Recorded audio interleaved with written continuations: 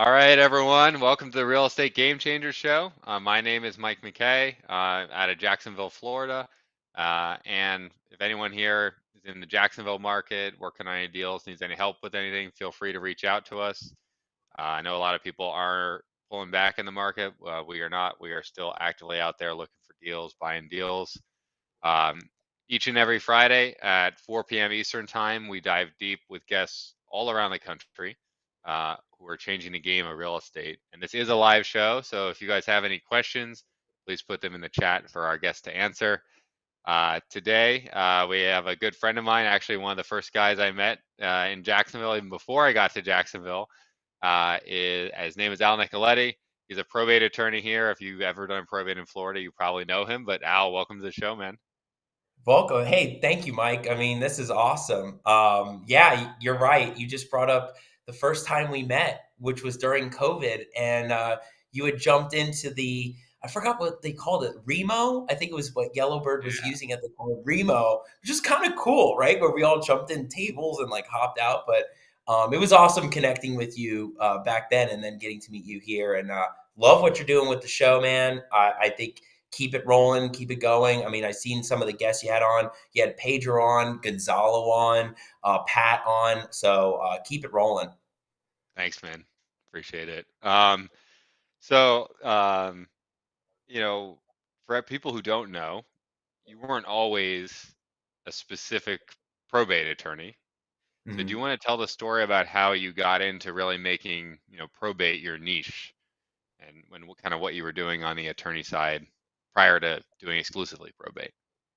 Yeah, so just so I don't go too far back, right? So jumped into law, took my first job, and when I was at my first job in Miami, we were doing foreclosure defense. Mm, I kind of liked real estate when I was studying for the bar, so I knew I kind of had a knack for understanding like I would like it. So I jump in, I start doing some of the foreclosure defense, some of the weird stuff there, and then probate was kind of dabbled in there. And then fast forward 2 years later, I'm up here in Jacksonville. Got this great idea to figure out how I can take that probate niche and really just zoom through it and find a real avenue where a lot of people owned real estate, but they can't sell it without going through probate. And mm, at the time of coming up here, I was trying to explain it down in Miami, but it wasn't taking off the way it took off in Jacksonville. hmm. Then I come up to Jacksonville.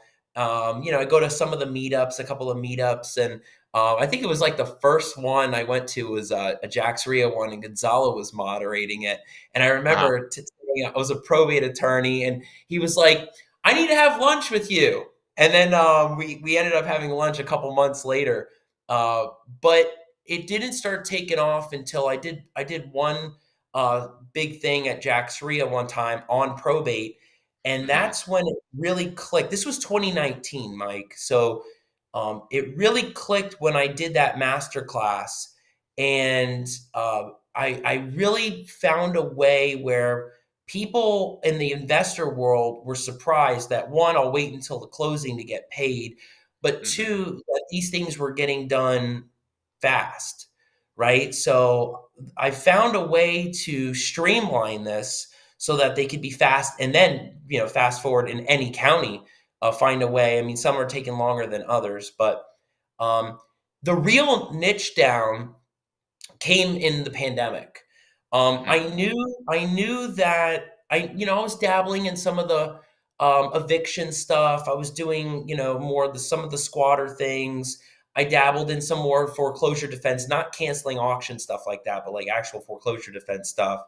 Hmm. But when the pandemic hit, I had to make a choice because a lot of the people I knew, investors, were landlords. And when the courts were not letting people evict, tenants, a lot of investors some were hitting me up saying, "What do we do? Where do we go?" And then when the moratorium started lifting, people were like, "Hey, we need to do evictions." But the thing is that there were so many there were so many different ways that some of the evictions were still not happening, and it was frustrating. And I think a lot of people didn't know what to do. For me, I didn't want to get put into that situation of I get into that world and then I can't get out of it. Hmm. So what I did was I said I had to make a choice. And I remember when this was. It was like April, like end of April, May. I said, I got to make a decision now.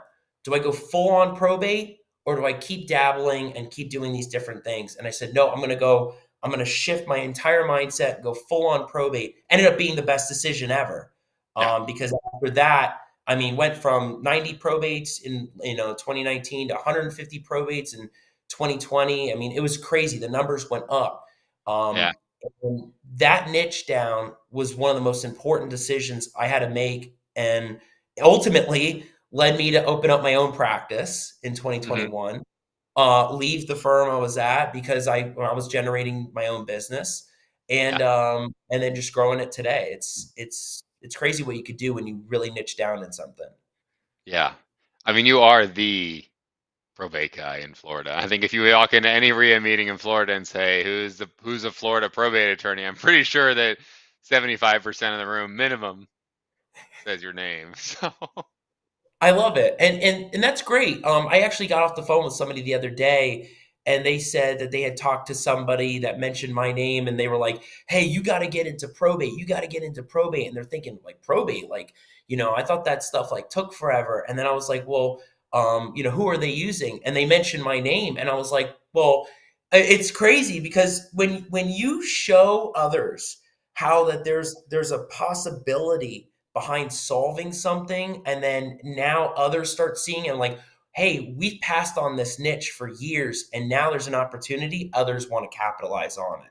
So it's great that others have started seeing that, and that's been the goal from the beginning. 100%.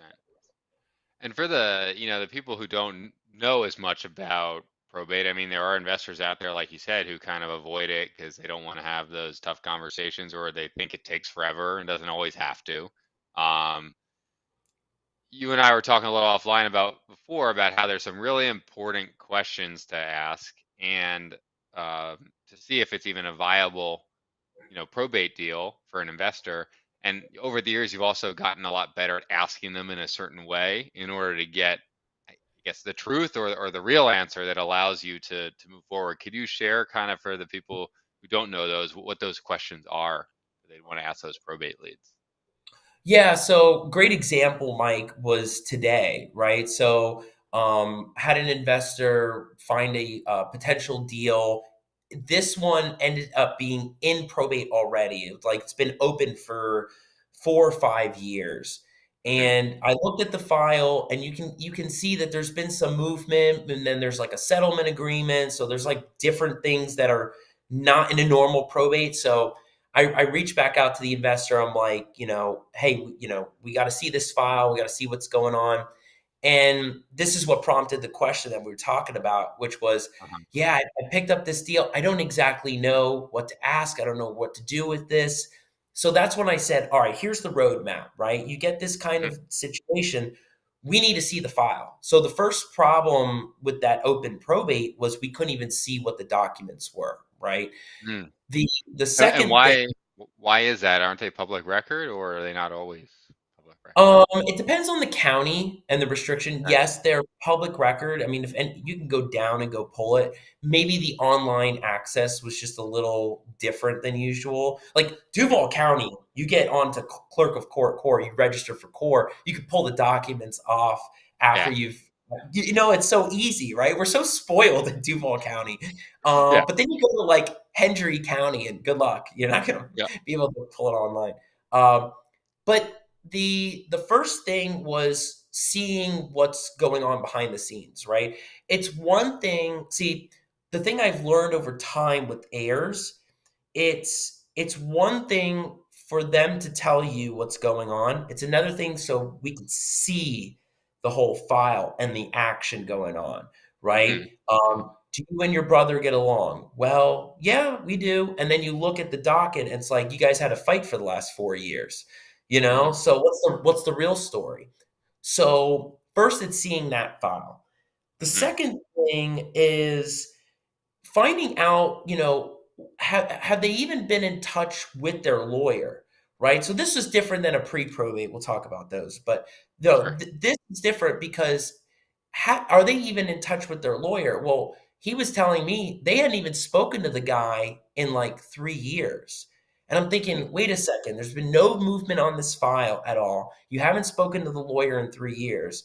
So what's going on? But then you look at the file, it says 2022. So something's going on recently. mhm. Um, so I explained to the investor, I'm like, you have to find out, call the lawyer too. If it's already open, give the lawyer a call. Say, hey, what's going on with this file? What's happening that I don't know, and what's happening that they don't know that I can help with to move this along, Mhm. right? So I explained, reach out to them or reach back out to the family and see if you can get any answers, if they have any documents. If not, if they want to make a change, you got to look at the file. Also, have you even looked at the house yet? Right? This goes to investor basics. Like you Sure. can scramble with the whole file, but then what about the house? Well, Mike, a lot of people, and when they hear probate, they kind of forget about the basics and they go straight to the probate word, right? Like all of a sudden Yeah. complicated family. Wait a second, focus back on, is this even a viable deal, period, Yeah. right? So if your spread is not there, I mean, is it worth it? So those are some things to look for. But like I told you on another call, um, I don't know if it's the way it's the way I'm asking it. It has to be the way I say it. I don't know if it's the attorney thing or what, but I don't know, Mike, maybe one day you'll have to like be like, I need to like see exactly how you say this. But you have to ask the questions about, is there a will? Is there no will? Is there a surviving spouse? Married and divorced and separated are two different concepts. Mhm. When the scholar starts saying, "Hey, they were separated for 3 years," that still means married in Right. Florida. I mean, just because they've been gone doesn't mean that they're divorced. Mhm. And it's listening to things like that. Mhm. But then let's just say no spouse. You're asking how many children ever, and that was the question today, right? So the Mm. acquisition team got on a call. They said, how many children ever, and they were like, oh, it's just three. So they're like, great, we have all three. Perfect. We'll go to Al. Let's see what's happening. They get on the phone with me. I said, I don't know the way I said it. I said, how many ever? And they said, and there was like silence, like ghost town. And then all of a sudden they're like, four. And I'm like, okay, wait a second. I'm looking at the notes. Y'all said three. Who's this fourth? Find out that they left the family 25 years ago.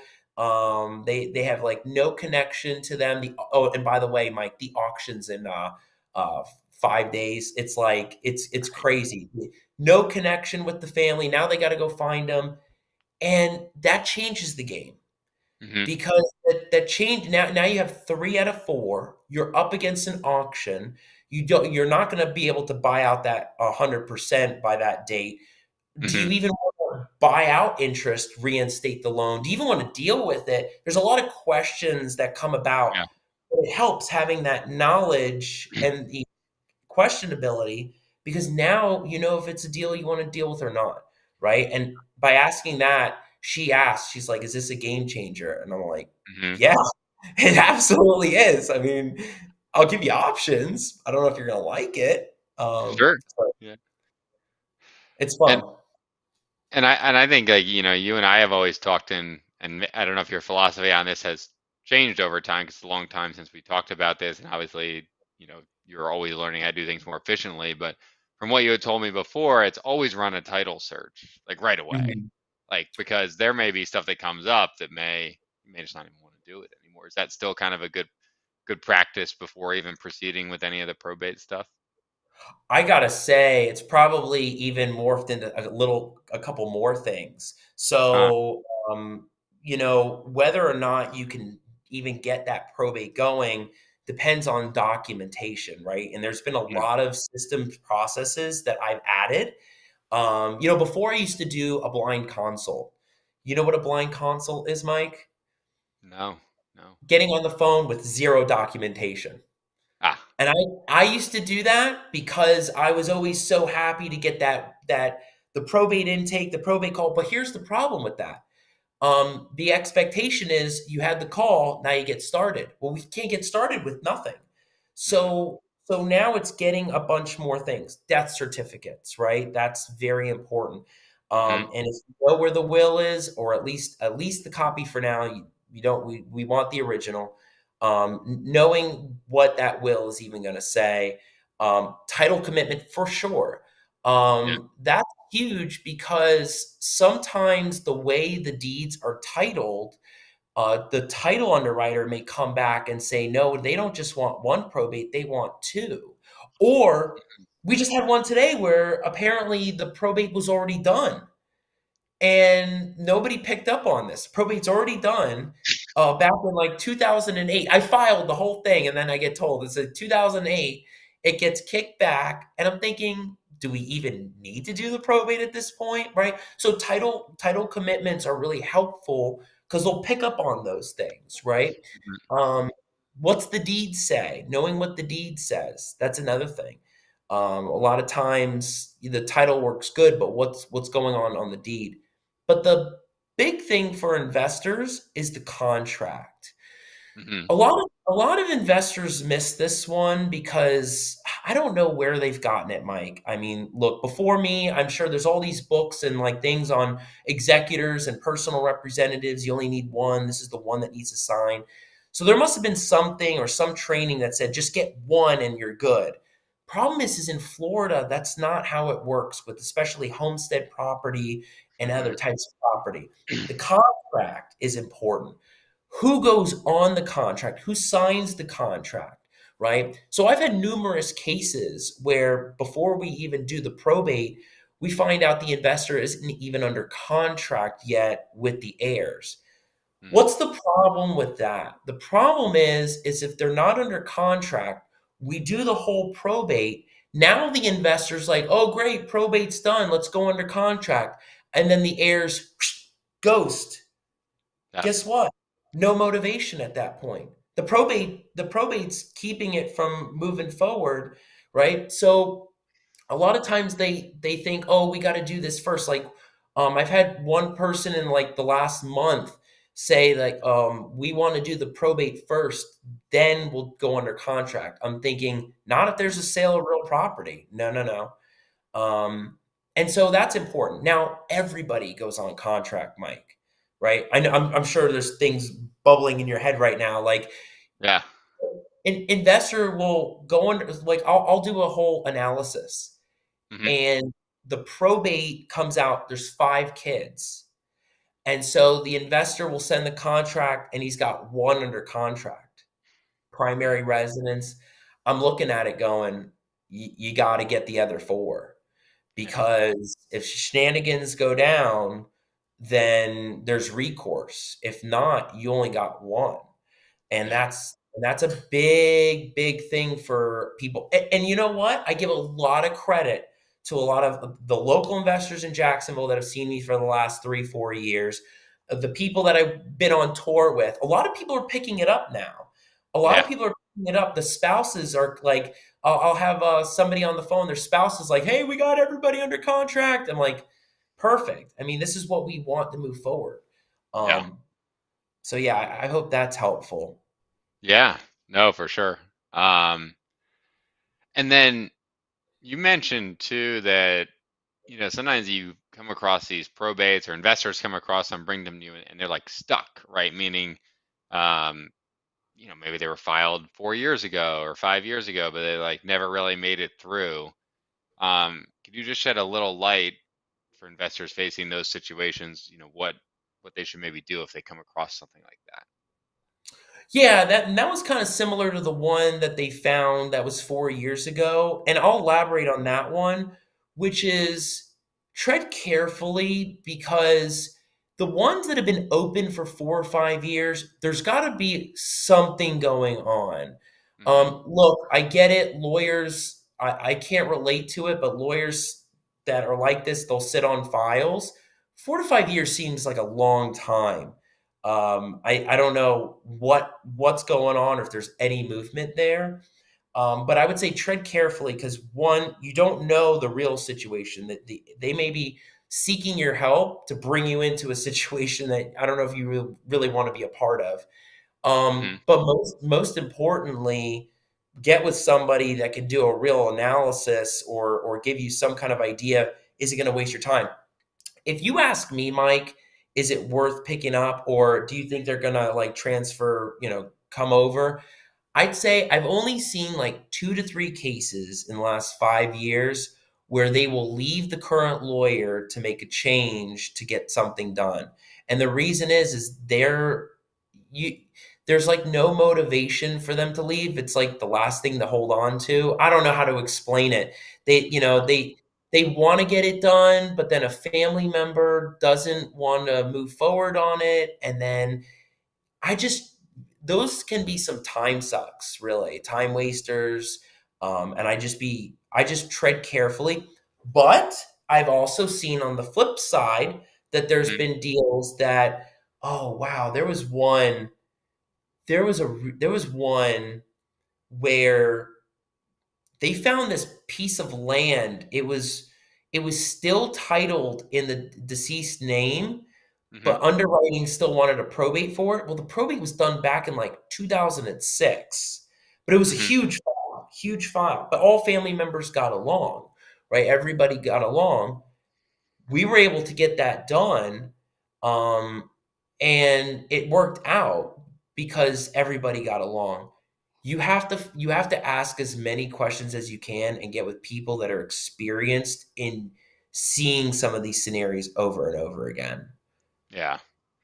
Yeah, I've come across a few in our just normal calls, and they're like, well, no one's getting along, and I see the probate's been filed, and I see that they're all arguing back and forth, and we just usually just don't touch it. It just tends to be the juice isn't worth the squeeze a lot of times if everyone's Yeah, fighting.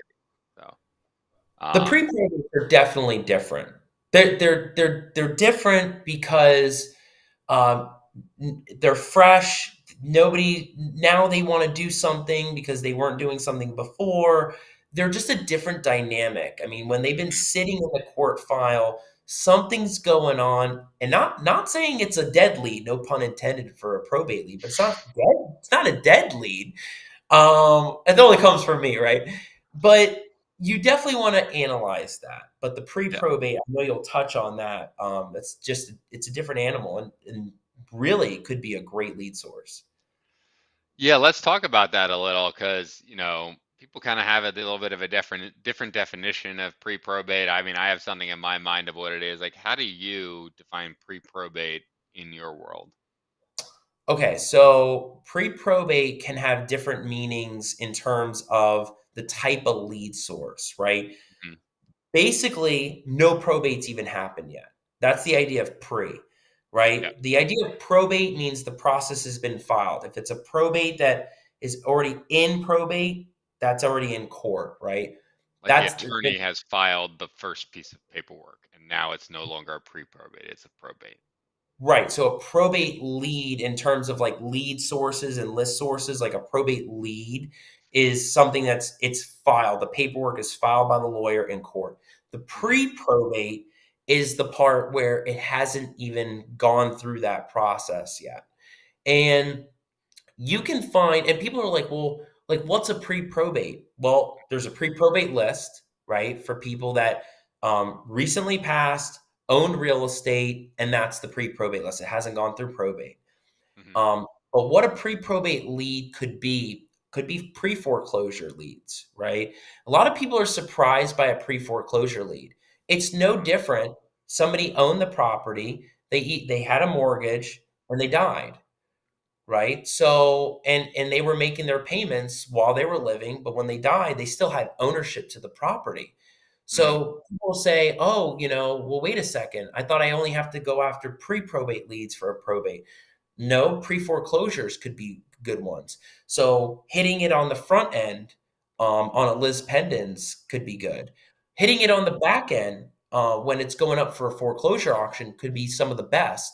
Hmm. Why there's more motivation, They know that they're going to lose the house, now that they got to do something. So they got to do the probate, get that part done, work with the investor to sell and close that property, either before the auction hits or potentially even getting that same lawyer involved in trying to cancel and reschedule the sale.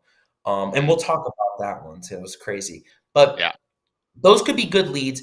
Tax deed leads, also the ones that are, sorry, tax deed auction ones, right? Not the Mhm. tax deed leads.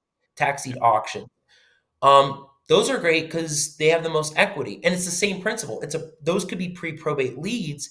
The family may never have done the probate before. Hmm. Some families think that they just go record a death certificate on the property and boom, I own the property. I'm the owner, and it's like it doesn't work that way. Yeah. You got to do this process, right? But tax deed auctions actually have great equity. Generally, no mortgage, so there's equity, just Mhm. back taxes. Sometimes are pretty high, and you got to be careful with those. You can't cancel those through court like a motion in order. Like you gotta actually Mhm. those got to get paid off. That's a total deep dive strategy on that, like at a later time. That's really crazy. I'll talk to you about that one. Yeah. Um, but then you have other things like code violations, right? Hmm. People miss the code violations one. Water and utilities is another one. Somebody's got those things turned off. It's either the family turned it off because they don't want to have to pay the bills or feel like they're compelled to pay the bills, or somebody just maybe the city shut it off because the person that owned it died. Yeah. Nobody's there. So these little, I mean, it's all over the place. And of course, you can buy the lists, right? The lists that are out there, like Foreclosures Daily has. I'm sure there's different companies that have the pre-probates, but those are some of the best leads because the competition is a lot less Mhm. than, because what happens when probate gets filed? I see it even on my docket sometimes. What happens when probate gets filed? Everybody like immediately like starts searching core, and then they're pulling up summary, and then they're unlocking the page. I'm like, why is the petition unlocked already? I'm thinking, oh well, everybody's going after these, right? Yeah. That's the problem. 40, 50 people could be mailing the same person, the same house. But Hmm. the pre-probates are a lot harder to find, but less competition, Hmm. and presented a great opportunity if everything lines up. Um, and a lot of people, there's so many little deep dives in this because sometimes people think, oh, it's only going to be like one probate they have to do in these scenarios. And sometimes it ends up being three and four for one house. Hmm. And for me, that's good. For them, Sure. that becomes more evaluation, right, on what we got to do. But they're great. I've maintained my message for the last 5 years on this, and I'm Yeah. going stronger than ever on it for sure.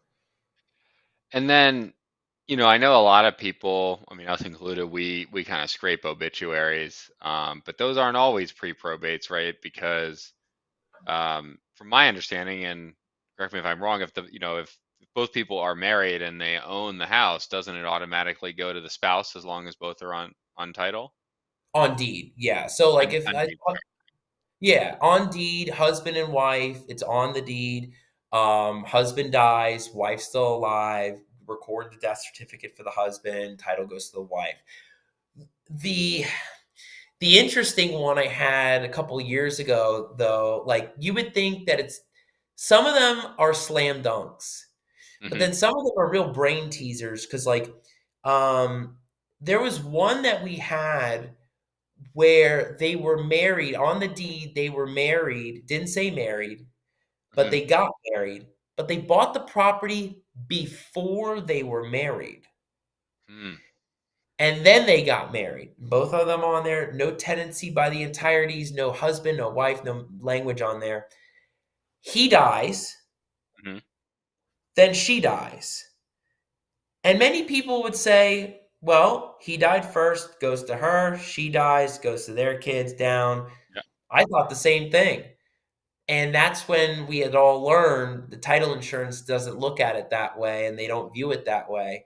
they wanted 2 probates, and also especially because they pulled at that time, this underwriter decided to pull the obituaries, and he had 2 children that were Hmm. not her children, and she had 2 children that were not his children. So they wanted probates for everybody. Yeah. Um, and you would think, Mike, that slam dunk, right?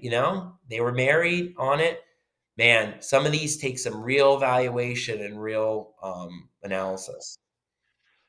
Got it. So yeah, because they were married after they were on the deed, they were just on the deed as, was it tenants in common or something like that? Or I forgot the terminology. They viewed it as tenants in common, but it was just so, how do I put this? It was just an uncommon situation for 2 people to be married on the deed, but then want probates for both of them, and it's like, weird, but that doesn't happen all the time. Well, I guess the moral of that story is do that title search, right? Spend the $100 Oh, and yeah. figure that out right away. Yeah, Um, get that done.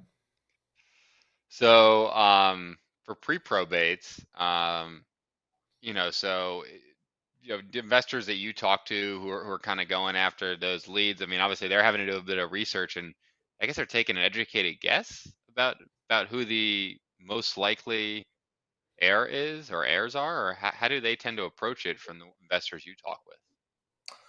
I gotta say, from some of the ones that I've worked with for the last couple of years, they're now like building out little trees, and then they're showing me, and they're like, "Is this correct? Is this correct?" I'm like, "This is great." You know, Takes the legwork out, right? Um, for the ones for the ones that have worked with me, I think they've understood the lingo. They kind of get the feel of maybe um, it's kind of chancy because again, then I get on the phone and I ask them questions, and all of a sudden it's like a whole brand new family. But then for the ones that haven't and the ones that are kind of new, it's it's tough, right? Like you do your best. You're not here to be the expert. You're just here to ask the questions you can, the Hmm. best way you can, and as confidently as you can, and hope that this is it, but you're not going deep in until you get the real analysis with the attorney, right? You're not here to all of a sudden start doing all the funding yet and start making distributions, and then you find out, well, wait a second, there's more to the story. You got to Right. take your time, make your educated guess, and then get with the attorney and figure out what's happening. Yeah. um, it's I guess tough. from a marketing perspective, right? If Is it generally just if you see kids on the obituary, the kids are more likely the heirs than anyone else, and to market to them to see if they're even interested in selling? Is that like a good approach, or do you see people do something different that's a little bit more effective? I mean, obituaries have their place. Again, they're not filled out by an official. Mm. That's the thing. Death certificates are not filled out by an official either. They're filled out by either a family member, they're Oh, filled out by a friend, and if they don't know anybody, sometimes the examiner or the county does it. But like, that's what a lot of people. I don't know if they understand that part, which is the obituaries. They're submitted. Somebody actually writes it in, submits that in. hmm, Sure, it could be helpful. Somebody's actually putting like the family info there. I just be careful because it may not be the real story either. yeah. Seen that before, where there was an obituary, but then it seemed to omit some people, and it was like, well, who are these people? Or Well, um, depends who writes it. So, yeah, or they'll put too many people, and it's like they're not a child, and it's like, why are they even in there? Well, he called them the child. I'm like, no, it's there's so many things that you got to be mindful of when you check that kind of stuff. yeah, Um, but obituaries could be a good starting point, and again, death certificates, like a lot of people are surprised about that too. yeah, Um, they'll say I got this lead, like Mike, if you were like, Al, I got this lead, it's in '06. uh-huh, I got the name of the guy, I know when he died, I know it was in Jacksonville. I just can't find like the next thing to move on this, right? Like there's there could be potential here. I'd say if you have those things, go order a death certificate. Anybody over 18 can just go order a death certificate. Sometimes if you go downtown, I think if you go in the office, they're like $15 or something like that, and it makes it easier. But if you go What order do a you death, mean by order it? Like just get a copy? Is that what you yeah, mean? just Or oh, yeah, get a get a copy. copy. And if you get a copy of it, you'll see in the middle, it'll name an informant.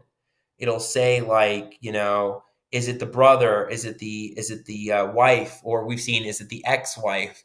I love that one, ex-wife. So she wants to make sure anybody contacts her if something goes weird. But the person that's filling that out has some kind of either Mm, relationship or knowledge. That's another good starting point too, to say, hey, what do you know about this person? What do you know?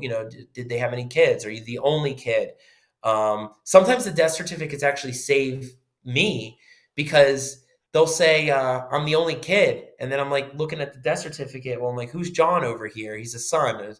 Is who's that person? Oh, that's right. I forgot he had another kid. What do you mean? Like you didn't know? It's right there. So, so the informant is the person who submitted the death certificate, who filled it out, or who's the yes. informant? Okay, Yeah, the informant's the person that filled out the death certificate. It's on it'll list the name, the address, and that's just like the point of contact on the death certificate.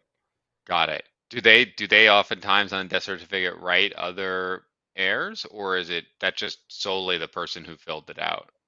Yeah, just the person that filled it out. I've never seen like where it's been multiple people. What they'll do, which is pretty cool, is they'll name the parents, they'll name the spouse if there is or was any, um, and they'll put a little bit more info there than you think that could be useful. Because like Hmm. if you're like, "Wow, I have nothing to go off of, like, I have 0 to go off of here," Hmm. what's, like, a name, like, give me any name to see if I could plug it in my skip tracing software that's going to, like, populate another name. Well, if I give you the parent's name, that could help, and all of a sudden just changes, the family dynamics. Because then you'll look up their kids, and you're like, "Oh, there's different siblings of them." Yeah. Um, so there's more information on a death certificate that you could dissect as an investor trying to sift through a deal that you just have nobody to contact on. And for like, I know we've tried to look them up in Duval County online, and they're generally kind of restricted a little bit, at least Mhm. in Duval County. So you just have to pay for it from the courthouse. Is it a privacy thing, or like, Yeah, I think it's a privacy thing. Like you can't just literally go into the court file and just literally pluck it. yeah, Um, so it's a bit different. got it. And then what other ways are, because pre-probate's, a little bit of a puzzle in itself. Like what other ways are people, investors you're talking to, using to find those, they're taking a guess at a certain point, but to find who might be the potential heirs that they're going to, send their letters to, or maybe give a call to see if they have any interest in selling the property. Yeah, I don't know specifics as to systems or like, the type of software. I just know that one thing's for sure, once you start getting into it again and again and again, just like anything, you start refining and retooling and picking up different things along the way that you weren't doing it before. Like if you started going hardcore right now, Mike, in 6 months, you'd have a lot more little tricks up your sleeve than today. And I Yeah. think that's what happened is that some people are like, well, how do I start finding more? I'm like, just if you do more of it, then you'll start seeing those things pop up. And there's people I know that left and right will pick them up. Left and right. Distress is definitely where the probates can be. Mhm. It's not all of them, but I mean, distress is definitely those situations. And heirs usually don't have attachment to that Mhm. property anymore, right? Which makes them more motivated because everybody wants money right now. Yeah. Um, so they But then the market, some of them don't want to sell it now, and they want to hold on to it. They think the market's going to bounce back. So then they're like, "Do we do anything? Ah, we'll take it. We'll take it." So Yeah. everybody's just in a craze. Yeah. Um, so I think one thing you mentioned before, and this is actually a common thing that I'm sure a lot of other people hear, but we hear a lot, is people think that they can't go under contract until the probate's done. So you've Mhm. actually shared that you should, especially as an investor, right? If you're going to put in all that work. So can you talk a little bit about dispelling that myth that people believe? Yeah, so I would say this. I don't know if it's more I think it's the should is, yeah, I think it would help everybody in the situation. First, we'll start with could. Could you? Yes. Because if you know who everybody is and all the heirs are, ultimately title is going to flow to everybody in that line. So you have a situation where if you know who everybody is, you can get everybody under contract. The one thing that is going to be important to do is letting any buyer know that there's going to be a probate that has to happen and that the Mhm. closing can't happen until the probate's done.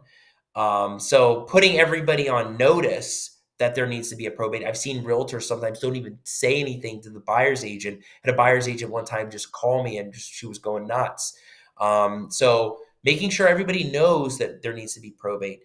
The should part is going to be the beneficial part because if everybody's expecting to do a deal here and all the heirs or everybody wants to get the deal done, if the probate gets done, the probate moves the title to everybody, and if one person is not on that contract and you go to closing and they don't want to sign a deed, they don't have to sign.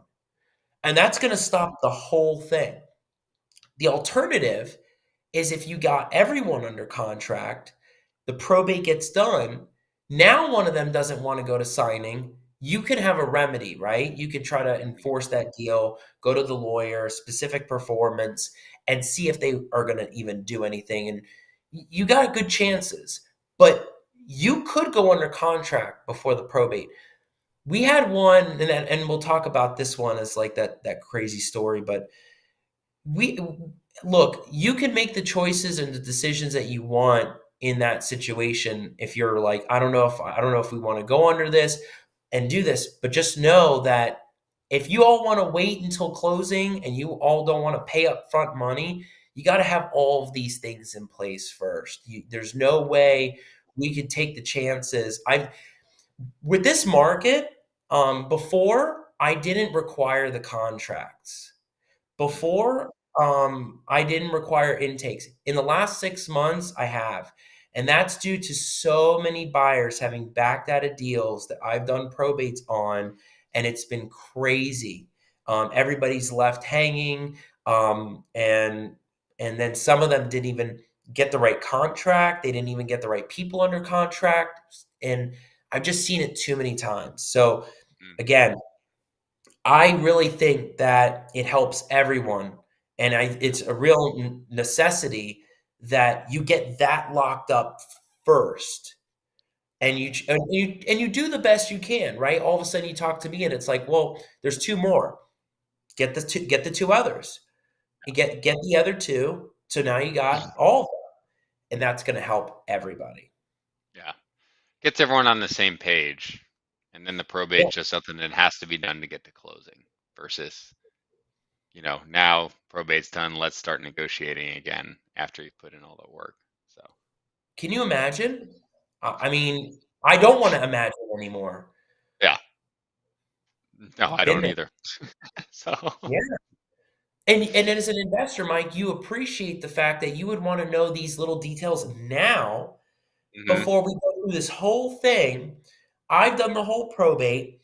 You got one heir. You go to close. You think, oh, we're good to go. God, man, the probate was super easy. And then the other heirs don't sign, and you're like, it's been a nightmare. Now you've had a Yeah. nightmare situation, and you probably don't want to do it again, right? Right. Yeah. Probably why a lot of people get scared off from doing probates because they Because they don't don't do have all the right these info. things. Yep. And I know you've, said that you've developed a lot of these systems and processes around, getting probates done quickly and constantly improving that, even to today, like even over the last 6 months. I mean, what changes have you made, or big changes have you made over maybe the past year about how you go about this process to make it quick and smooth and easy? Yeah, so definitely in the last 6 months, I would say that I've learned the difference between a probate lead and quality probate leads. And Hmm. that is heirs having the documentation we need to be able to properly evaluate whether we can move forward with the deal on the probate end, and that impacts the investor, or we can't, right? And that comes down to all the documentation we need and cooperation. So, like I said before, like I used to just jump, like you were like, Al, I got this lady, she wants to talk to you. Boom, hop on the call. I've got nothing in front of me. I'm analyzing the whole thing. I get off, and Mike's like, all right, so we're getting started. No, because this and that. And I don't want to go through that anymore, right? So, what I've learned is you can really tell the seriousness level of heirs Hmm. when before the consult, your team's gotten as many documents, death certificates, deeds, title commitments, as possible to at least evaluate what's happening. I think anybody in their business should do the same thing, right? If you pick up a lead and the seller's not going to get you what you need, Mike, it's not helpful, right? You want to have as much stuff. So I've changed that. I've done that. The list of things that we need, even the email system we have when a lead comes in, how does it work, and what does that heir need to do, and what info do they need to give us, and then what do we do with it, when do they expect it, what system do we use? And it's the upfront stuff that is the most tedious, Hmm. but will sift out quality. And I want quality probate leads. I mean, there was a time back in April, no joke, April and May, no joke. Hmm. I had 14 consults in a row. 14. I mean, I know how to do the high volume. 30 minute, 30 minute, 30 minute, 30 minute. And it was like back. But then some I had documents, some I didn't.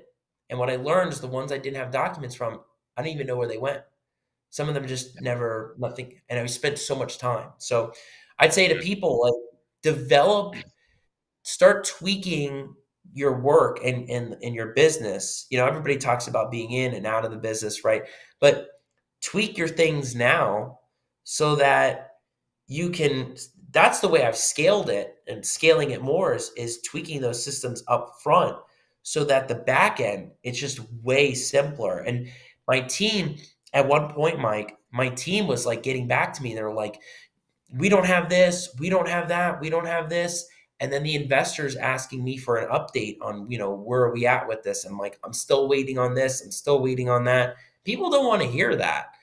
They want to Yeah. they want to know, hey, we filed it. Hey, we're getting the orders. Hey, we got the orders. That's the important stuff, right? So Hmm.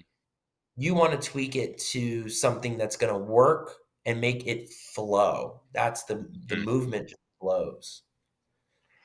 So from the investor perspective, right? Let's say they go out, they get all the heirs under contract, or at least who they believe to be all the heirs. They send it over to title.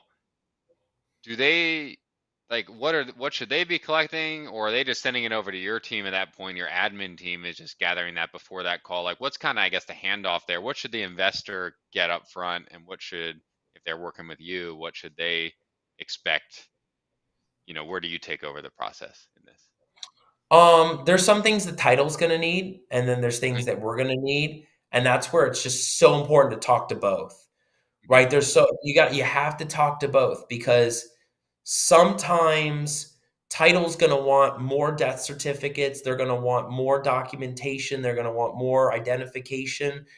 On the probate end, we're gonna need certain air info, we're going to need some affidavits signed. But what we do, Mike, is in the beginning we do an email. Like, that's what we've learned is like looping everyone or looping as the seller, the investor in the email. And that Mhm. way we say, this is what we're looking for, this is what we need. That way the investor understands, right? Death certificates, wills, if there's a trust, the contract, the title commitment, those key documents, the deed, if we can pull one.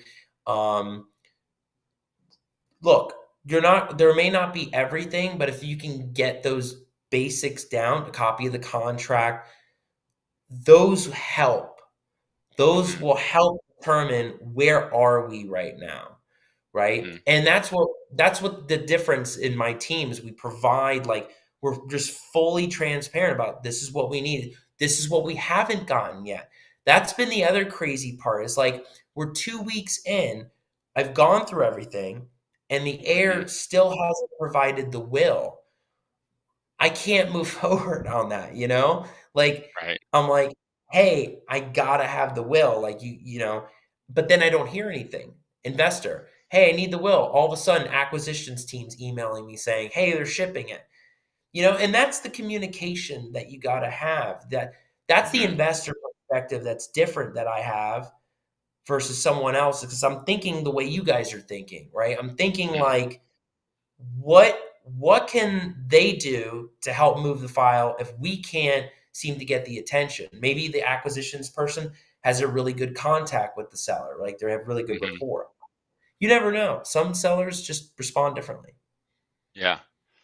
So I guess is the process, get the contract with as many, as people you think are there, send it to title, and then talk to you and get everyone on one email just to figure out what all the next pieces of paperwork are needed. Is that generally a good way to think about it as an investor, or is there so many different Yeah, ways? sure. I mean, there's no like set way to do it, Hmm. but the idea is that you got to get everybody on the same page. If it's looping, if it's a loop in an email, or it's just getting everybody on the same conference call.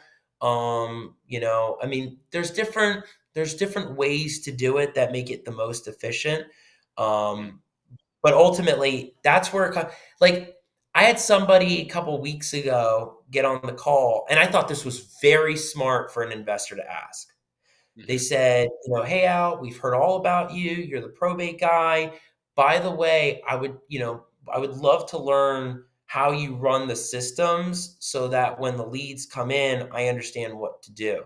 I thought that was great, because some will not take the time to ask, "How does your system work?" They'll just text. And it's like, I have a whole thing, a way to track it, right? Like, it's a reason we use subject lines. It's a reason we use emails, and why we have assistants, right? Because if you're bringing so much lead flow in, you got to be able to manage that in the different files and where things go.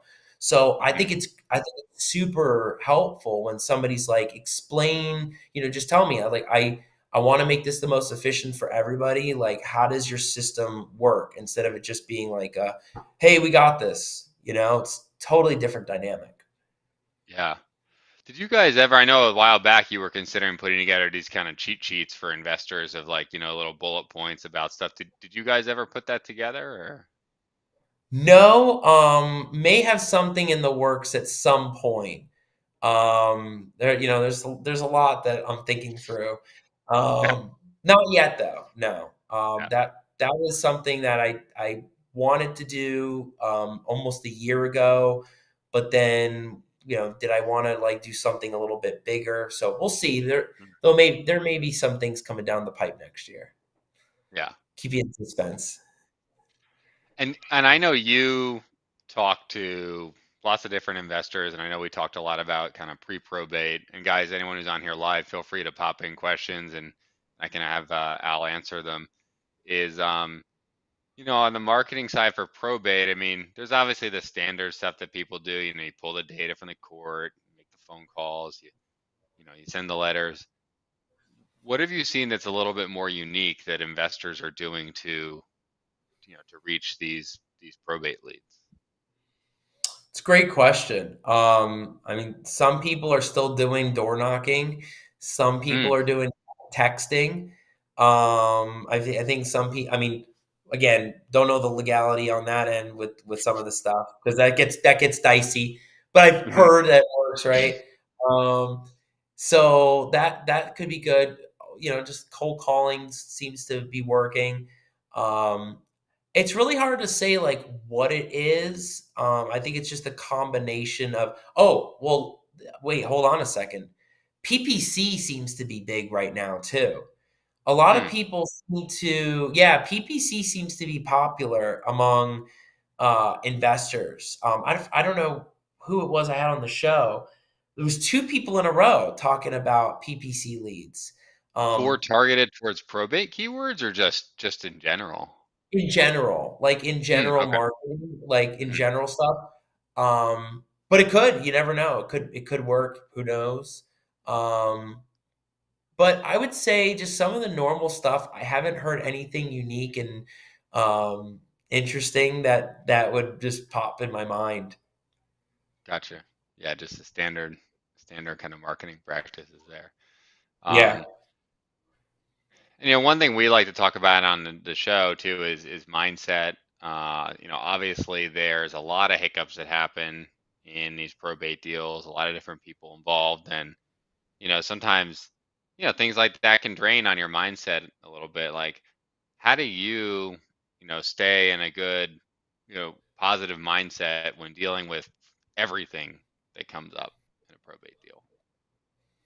I think it's the experience too, right? With going over these cases over and over and hearing some of the same personalities. Mm, Haven't seen all personalities yet, but getting accustomed to what those common questions are that kind of keeps me more at ease than 3 years ago hearing those questions. mm, First of all, on a mindset level, I could definitely dive deeper on that end, but making sure you're taking care of yourself every single day. You take time out of your day to eat well, work out, time block things so that you can do review because there's just so many things that is going on throughout the day that you want to make sure you can time block and say, I'm going to review these things here. I got to take care of this here. Um, but it's having that structure that helps you get through the day. Before it was absolute chaos. That's over. The chaoticness is over. And that was a crazy time when I was up until like 4 or 5 in the morning, back in mm, March and April. That's crazy. Uh, but my mindset is always, you have structure to what you're going to do. You have an idea of the questions that you're going to ask. You just talk to these sellers, see what's happening, what's going to happen, and then little hiccups throughout the day that come about that are unexpected. You take them head on, right? Like yesterday was super random. I was expecting to just have a few consults and that was it. And all of a sudden, the crazy story I'll talk about, all of a sudden, judge wants a hearing in 2 hours. And it mm, was like and it was like, "Oh, we had to reschedule something, move somebody, get ready for the hearing, start preparing." And it's always being ready for all the unexpected stuff that comes up, and that's the leadership, right? When you can mm, have that steady hand and know how to deal with that stuff that comes up, because there's so many things that come up just on the firm side alone mm, that I have to deal with. So that's the crazy stuff that if you can have that steady hand, that's the mindset. mm, I know I'm naturally driven, and so I mm, know that I'm powering through um, what we're dealing with and things that I know that are coming up, and always here's the other thing a lot of people don't talk about, Mike, is case review. Right? So you have 100 cases, you have 100 different active leads going on in your CRM, right? mhm, How do you keep up with all of them? You're just using the CRM to just scroll and that's it? No. You're sitting there and going through each one, going, what's happening with this? What's happening with this? Nobody's training us to do that. Nobody trains you to do that. We had to learn that from one mentor and figure out that that's the process that we had to do, and you implement it yourself. So Mhm. sitting down and forcing yourself to say, we got to move files along, right? You're taking the initiative to move files along because that's how things get done. That's how money comes out and gets churned. Sitting down Mhm. and going through each one. It's critically important. And that's all focus. That's all drive. That's all something that propels you to continue to do what you do every day. Yeah. What tactics do you use to, you know, improve that focus or to, um, you mentioned some things like obviously, working out and taking care of yourself, but what else do you do around like focus and mindset to put you in the right headspace to be able to handle all this day in and day out?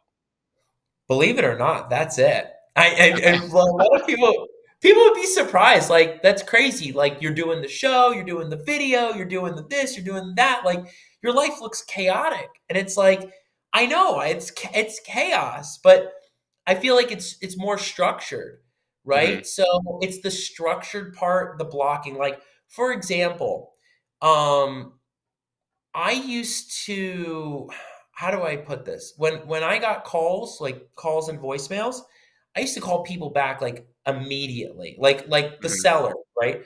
Now what we do is we I screenshot it, get it over to my assistant, we schedule them, get them on the calendar right away, right? Hmm.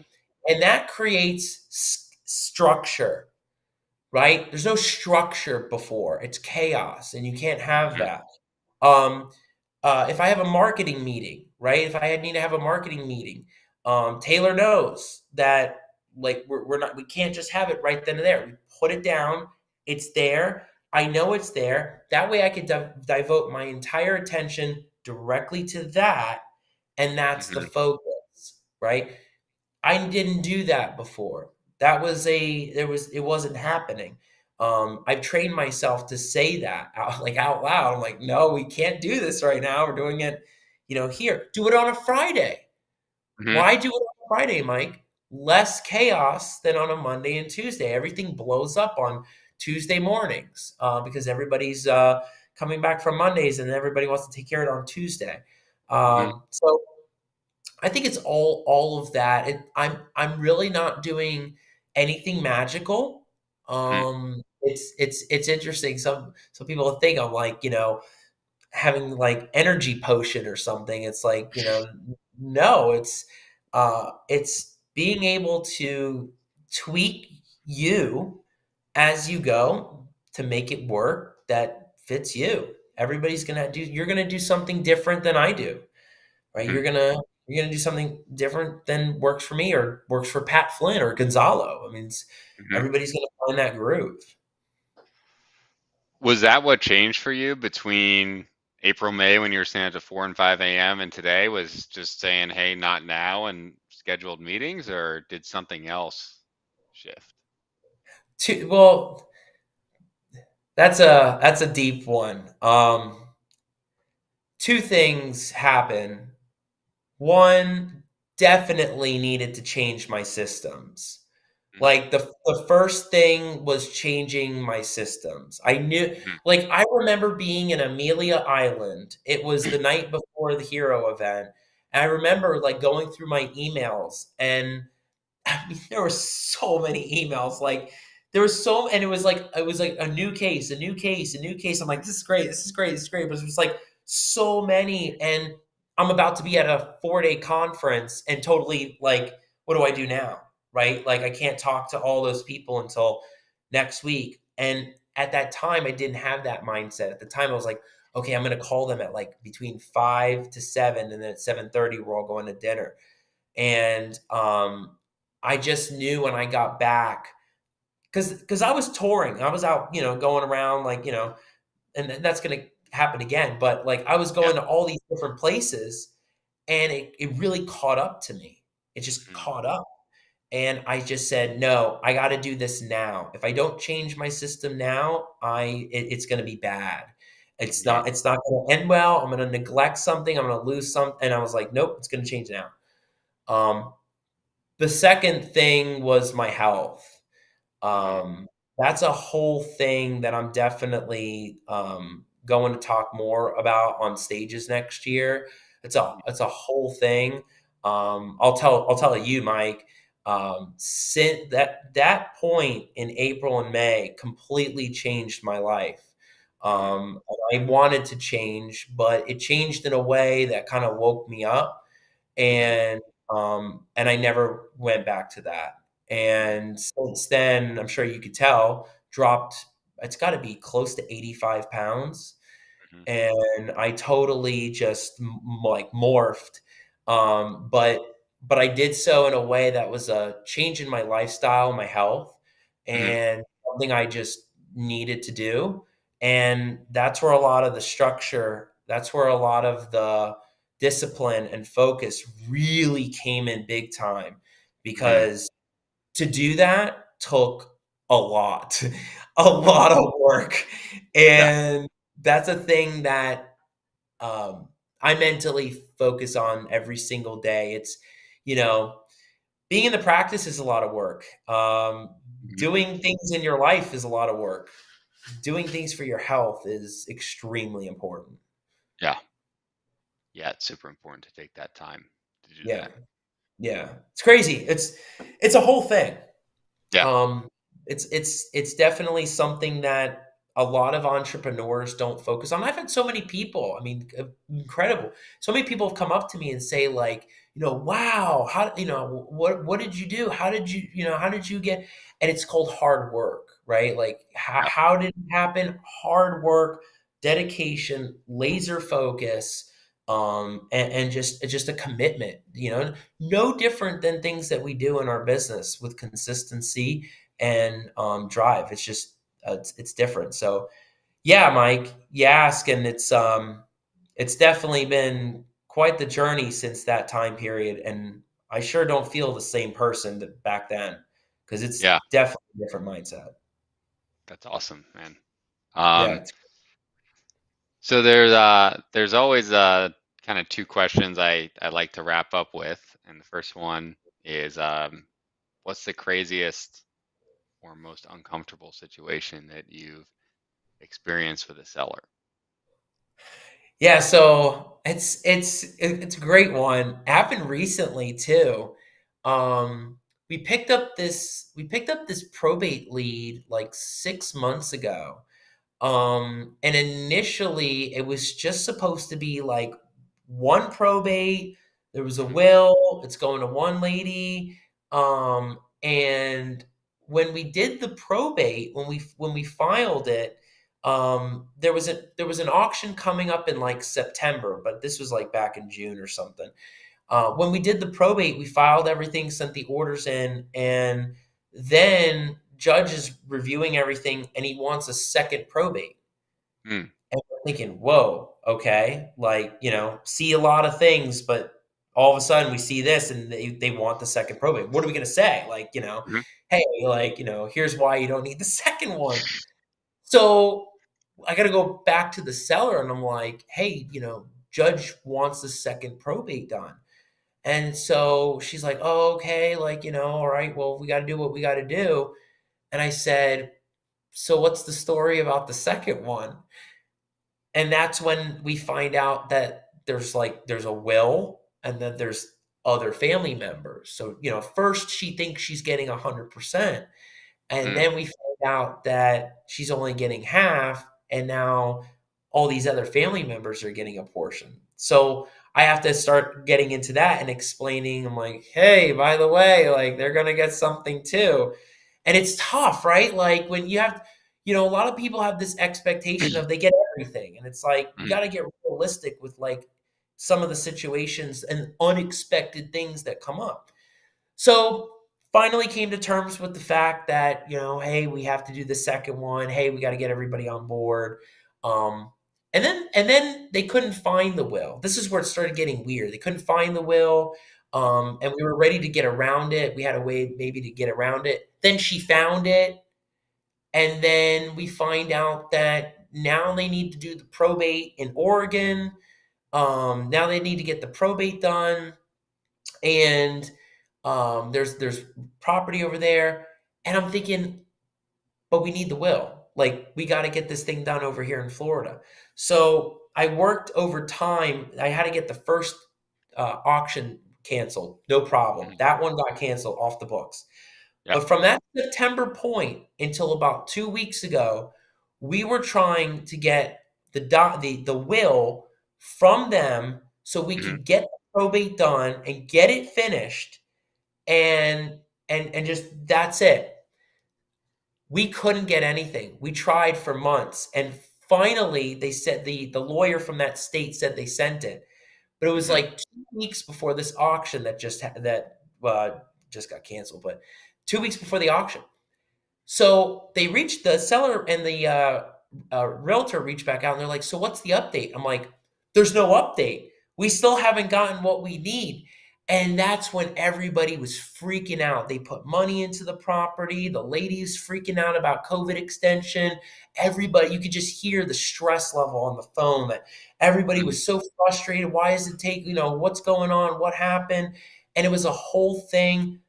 And it was tough because for me, we can get through these situations. We can Mhm. get through all of the hurdles and the crazy stuff.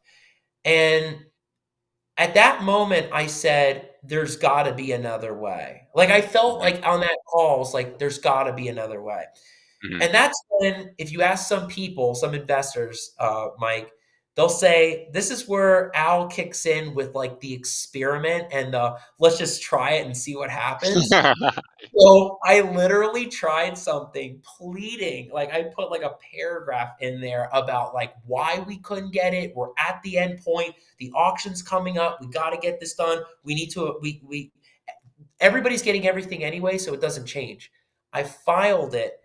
We didn't hear anything. We didn't hear anything. And auctions in like 3 days. Bank tries to file a motion to cancel, denied. I try to file a motion to cancel, denied. Mhm. Um, and the last minute, we filed a motion. Both probates got done. Judge on the same day that all the probate orders were entered wants a hearing with me, and asked and said, like, is there a contract? I said, no, there's no contract here, because the first contract, they backed out because they were waiting so long for the other probate. They Ugh. had backed out.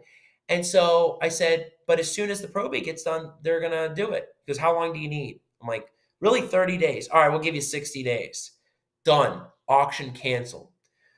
So it went from a time of really being on the fence about, and I know what I would do differently next time. See, that's Mhm. what's so great about this, right? Like, what everything worked out perfectly, right? Everything Mhm. worked out well. Auction gets canceled, probates are done.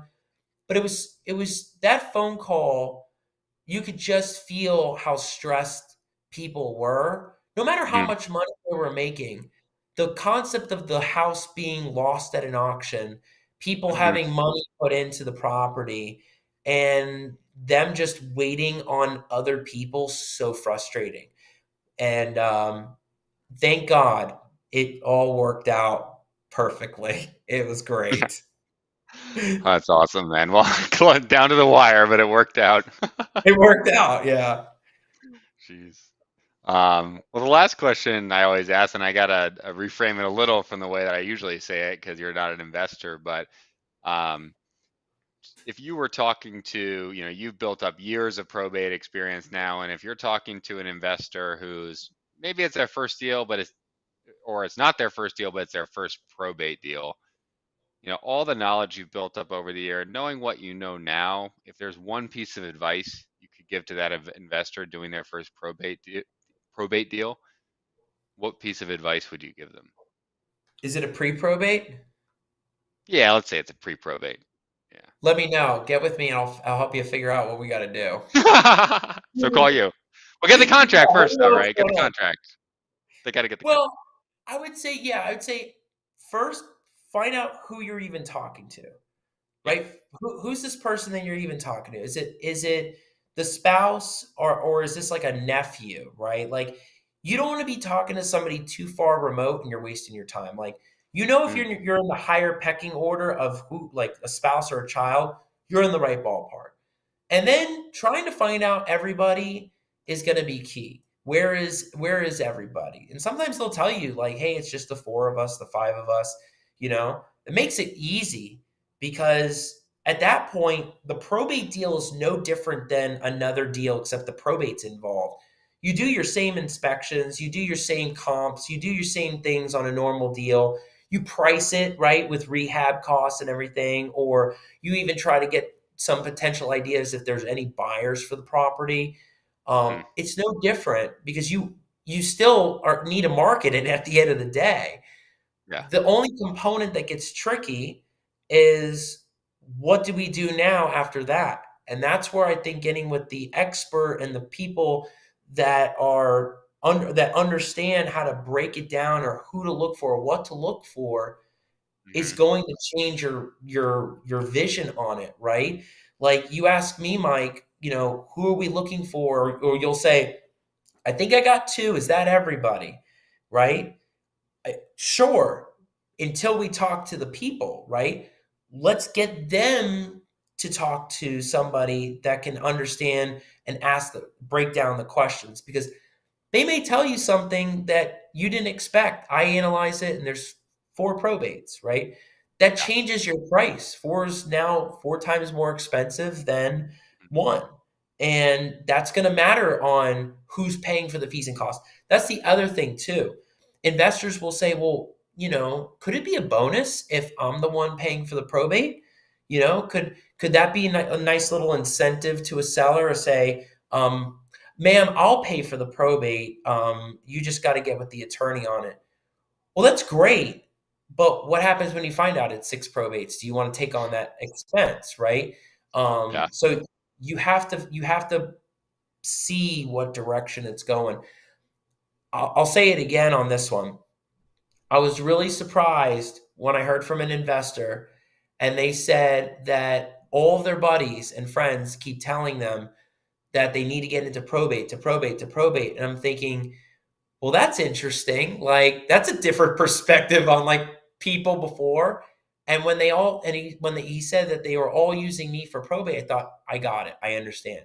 It's because when you work with people that just get it, Mhm. figure it out, find a solution, and also know when others are wasting time and the juice is not worth the squeeze. That helps so much, Mike. Can't say it enough. First time, get with the right people. Yeah. Yeah, it's a good piece of advice. Make sure you're talking to someone high up in the pecking order on the heirs and get to the expert because you don't need to be an expert. You just need to have one in your corner. So, Got it. well, Al, if people want to reach out to you after this, and you can talk about your show a little bit too, or your one, or any of your social media, or if people want to reach out to you about probate deals, how do they go about doing that?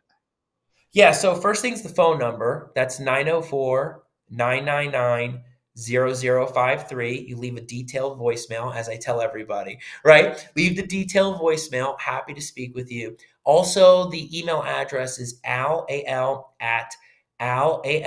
Nicoletti, NICOLETTI.com. And you can find all my videos and my content on Facebook, Spotify, YouTube, Instagram, all the assets are out there, dropping videos, content. Mike and I were talking about it the other day. There's more content going to come out next year than ever before. It's going to be populating everywhere, so check it out. The YouTube channel is definitely something a lot of people seem to be paying attention to, along with the Instagram at Attorney Nicoletti, and the show. Mike was on the show season Oh, wow. one. That was crazy when I was still at the firm. Hmm. So the Al Nicoletti show, we just wrapped up season three just last week. It was really crazy. It was a huge season. We're super pumped to launch season four in January. We'll have dates and stuff that'll come out for that. But as you can see, a lot of the people that I've had on the show are in the back right there. A Hmm. lot of guests that have been on, and just bringing on people that have different stories, different backgrounds, lots of golden nuggets and things that they can provide to the community and the audience that are seasoned, or some are just jumping in for the first time. You can learn something from people that are doing commercial investing Airbnb. So we go live every Wednesday, 9 p.m. Eastern on Spotify, and you can catch it on Spotify, iTunes, all those places. So fun Yep. stuff. And Google Podcasts, because that's where I listen. Yes. Google, yeah. Yep. Cool, Al. Well, thanks for coming on, man. It's been awesome. Thanks for sharing all your wealth of knowledge about probate. And everyone should definitely check out the show. I'm a subscriber. So I've been a subscriber since season 1. So Wow, thank you, Mike. No, really awesome. And again, love what you're doing here with the show. I think it's fantastic for the investor community. I think you always get a different perspective from that different mind, right? That you see it on a different end about how to succeed in the investing game. So keep it going. I love it, and thank you so much again for having me on your show. sure, man.